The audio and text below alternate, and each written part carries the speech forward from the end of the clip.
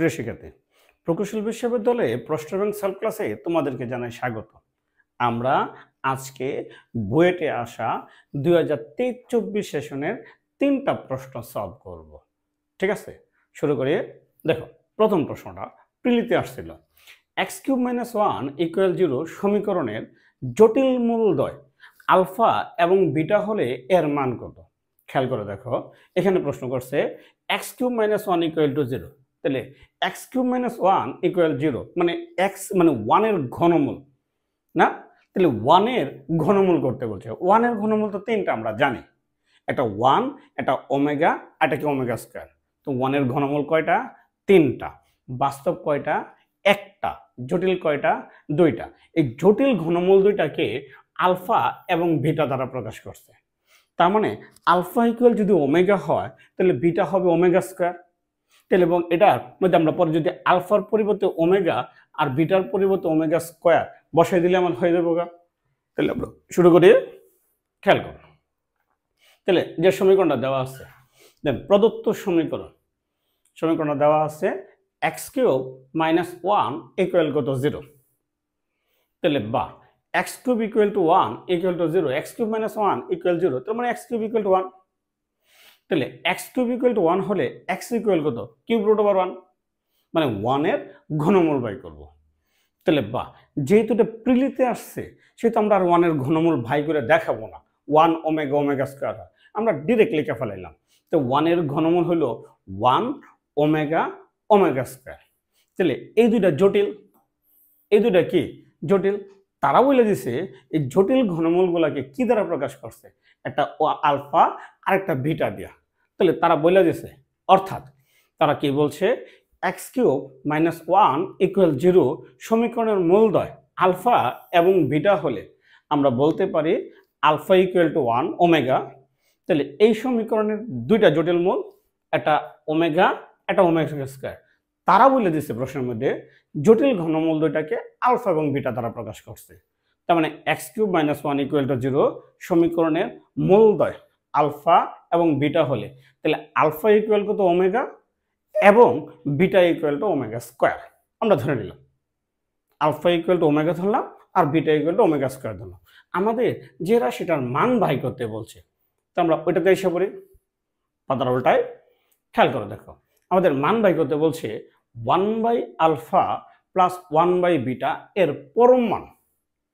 1/α + 1/β এর পরম মান। তাহলে আমরা এই আলফার পরিবর্তে ওমেগা আর বিটার পরিবর্তে ওমেগা স্কয়ার বসাই দিতে পারি। তাহলে 1/ω প্লাস কত? 1/ω স্কয়ার। এখন দেখো এখানে কত দেওয়া আছে? 1। এই 1 এর পরিবর্তে আমি ওমেগা কিউব, আবার এই 1 এর পরিবর্তে আমি ওমেগা কিউব বসাই দিই। তাহলে উপরে আমি দুইটার মধ্যে ওমেগা কিউব বসাই দিলাম। ঠিক আছে, তাহলে ওমেগা দিয়ে যদি ওমেগা কিউব রে কাটে তাহলে ওমেগা স্কয়ার, ওমেগা স্কয়ার দিয়ে যদি ওমেগা কিউব রে কাটে তাহলে কত? ওমেগা। তো আমরা এটাই লিখলাম, তো ওমেগা প্লাস ওমেগা স্কয়ার। তাহলে ওমেগা প্লাস ওমেগা স্কয়ার এর মান কত? -1। ওমেগা প্লাস ওমেগা স্কয়ার এর মান কত? -1। যেহেতু আমার পরম মান বাই করতে বলছে সেহেতু এর মান কত? +1। তো এটা প্রকৌশলের অঙ্ক ছিল। ঠিক আছে, নেক্সট খেয়াল করো, আমরা আরেকটা প্রশ্ন সলভ করব। তাহলে আমরা আরেকটা প্রশ্ন সলভ করব, বুয়েট প্রিলিতে 2023-24 সেশনে আসছে। দেখো বলছে 2z - 2 এর পরম মান যদি 2x হয় এটা কিসের সমীকরণ নির্দেশ করতেছে? এটা বৃত্ত, উপবৃত্ত, পরাবৃত্ত না সরল রেখা? তাহলে করি। খেয়াল করো, বলছে কি প্রদত্ত সমীকরণ, যে সমীকরণটা দেওয়া আছে, তাহলে 2z - 2 এর পরম মান কত দেওয়া আছে? 2x এর সমান। তাহলে আমরা এই z এর পরিবর্তে আমরা x + y বসাবো। এর আগে আমরা 2টা কমন নিয়ে এসে পড়ি। তো আমরা 2টা কমন নিয়ে এসে পড়লাম, z - 1। তাহলে উভয় পক্ষকে আমরা 2 দিয়ে ভাগ করে দিই। তাহলে z - 1 এর পরম মান x এর সমান, z - 1 এর পরম মান x এর সমান। তাহলে বা এই z এর পরিবর্তে আমরা এখন x + y বসাই দিই। তাহলে বসাইলাম। তাহলে X plus Y minus one equal কত এক্স। তাহলে X plus Y minus one এর পরম মান কার সমান? এক্স এর সমান। ঠিক আছে, সাইডটা বলে দিলাম যেহেতু জেড ইকুয়াল কত এক্স প্লাস আই ওয়াই। ঠিক আছে, তাহলে এখন কি করব? আমরা এই দুটা বাস্তব দুটাকে একত্র করি। তাহলে X minus one plus I Y equal এর পরম মান এক্স এর সমান। ঠিক আছে, এখন যদি আমরা পরম মানটা তুলি তো root over x minus one whole square equal কত x. X minus one whole square plus Y square, তো root over x minus one whole square plus Y square equal কত এক্স। ঠিক আছে, এখন আমি যদি বর্গ করে দিই তো রুট ওভারটা ভ্যানিশ হবে। তাহলে করলাম, তাহলে বা X minus one whole square plus Y square equal কত এক্স স্কোয়ার ইকুয়াল কত এক্স স্কোয়ার হলো। তাহলে বা এখন আমি A minus B whole square সূত্র ভাঙাই দিলাম, এই অংশটুকু আমি সূত্র ভাঙাই দিলাম। তাহলে X square minus two X plus one plus Y square equal কত এক্স স্কোয়ার। তাহলে বা আমি যদি এই এক্স স্কোয়ার আর এক্স স্কোয়ার কাটি তাহলে হলো কত Y square minus two X plus one equal কত জিরো। তাহলে বা আমরা এই টু এক্স মাইনাস ওয়ানটা ওইদিকে ডান পক্ষে নেওয়া যায়, তাহলে ওয়াই স্কোয়ার ইকুয়াল কত টু এক্স মাইনাস ওয়ান। তাহলে বা আমরা এইখান থেকে বলতে পারি যদি টু কমন নিয়ে আনি, যদি আমরা টু কমন নিই এক্স মাইনাস হাফ হয়ে যাবো গা। ঠিক আছে, এই টুটাকে আমরা ফোর ইন্টু হাফ দিয়ে লিখতে পারি। এই টুটাকে আমরা ফোর ইন্টু হাফ দিয়ে লিখতে পারি। এটা কিসের সমীকরণ নির্দেশ করতেছে? তাহলে Y square equal to four A X এই আকারে রয়েছে না? এই সমীকরণটা ওয়াই স্কোয়ার ইকুয়াল কত ফোর এ এক্স এই আকারে রয়েছে না? ঠিক আছে, যা পরাবৃত্তের সমীকরণ নির্দেশ করে। ঠিক আছে, নেক্সট খেয়াল করো, বইয়ের প্রিলিতে 2023-24 সেশনে আসছে প্রশ্নটা খুব সুন্দর একটা প্রশ্ন। Z1 একটা জটিল সংখ্যা minus I plus root three এবং Z2 আরেকটা জটিল সংখ্যা 1 plus root three I. Z1 ও Z2 বার এর মধ্যবর্তী কোণ কত? খেয়াল করে দেখো, এখানে Z2 দেওয়া আছে, Z2 ইকুয়াল কত 1 প্লাস রো থ্রি আই। তা আমরা যদি Z2 ভান নিই, তাহলে Z2 যদি ভান নিই তাহলে কত 1 মাইনাস কত root three i, minus root three i. তাহলে minus one plus root three এটা কোন চতুর্ভাগে আছে?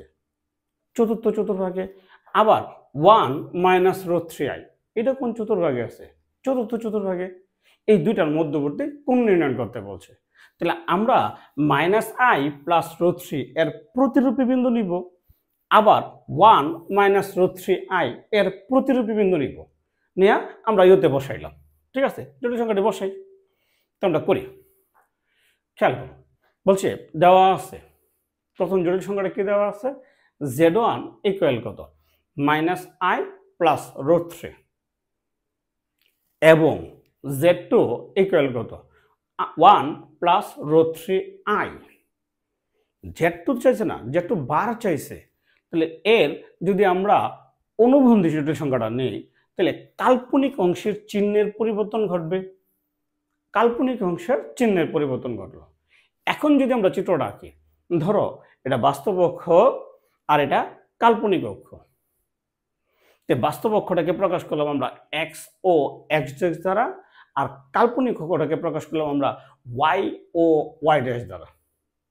তাহলে বাস্তব অক্ষ এটা রিয়েল এক্সিস আর কাল্পনিক অক্ষ ওটা হলো ইমাজিনারি এক্সিস। তাহলে প্রথম জটিল সংখ্যাটা minus I plus root three, তার মানে রো থ্রি মাইনাস আই আমাদের চতুর্থ চতুর্ভাগে আছে। ধরলাম এটা কত Z1। ঠিক আছে, আমরা ও আর Z1 যোগ করলাম, তাহলে এর মধ্যবর্তী কোণ হলো এটা। তাহলে ও আর Z1 আমরা যোগ করলাম। ঠিক আছে, এখন দ্বিতীয় জটিল সংখ্যাটা কি আছে? 1 মাইনাস রো থ্রি আই, তার মানে দ্বিতীয় জটিল সংখ্যাটা Z2। এটা কত Z2, তাহলে আমরা ও আর Z2 যোগ করব, তাহলে করি। তাহলে ও আর Z2 যোগ করলাম।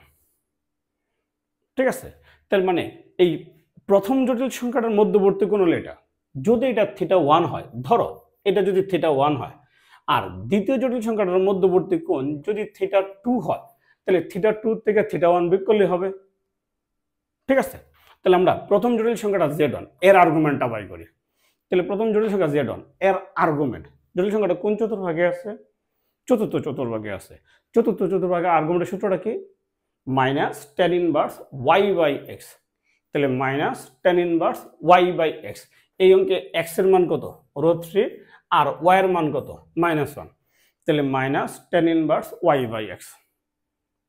ঠিক আছে, তাহলে 1/√3 আমরা একবারে করে ফেলাইলাম। তাহলে মাইনাস π/6 প্রথম জটিল সংখ্যার আর্গুমেন্ট।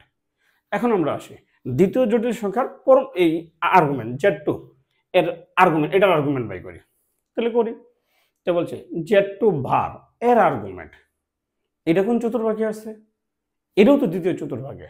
তাহলে দ্বিতীয় চতুর্ভাগে আর্গুমেন্ট হলো minus tan inverse Y by x, sorry চতুর্থ চতুর্ভাগে minus tan inverse Y by x. ঠিক আছে, একবারে মান বাই করলে √3, পরম মান কত? √3 হবে। তাহলে কত? 60 ডিগ্রি। তাহলে মাইনাস 60 ডিগ্রি। এখন z1 আর z2 মধ্যবর্তী কোণ, তাহলে প্রথমটা z1, দ্বিতীয়টা কত? z2। তাহলে z2 মাইনাস z1। তাহলে সুতরাং z1 ও z2 বার এর মধ্যবর্তী কোণ, এর মধ্যবর্তী কোণ তাহলে কত হবে? তাহলে θ2 মাইনাস θ1 এর পরম মান θ2 মাইনাস θ1। আমরা θ2 আর θ1 এর মান বসাই দিলে যা আসবো তাই রেজাল্ট। তাহলে সমান θ2, তাহলে মাইনাস π/3 মাইনাস কত? π/6। ক্যালকুলেশন করলে যা আসে তাই রেজাল্ট। ঠিক আছে, ভালো থেকো।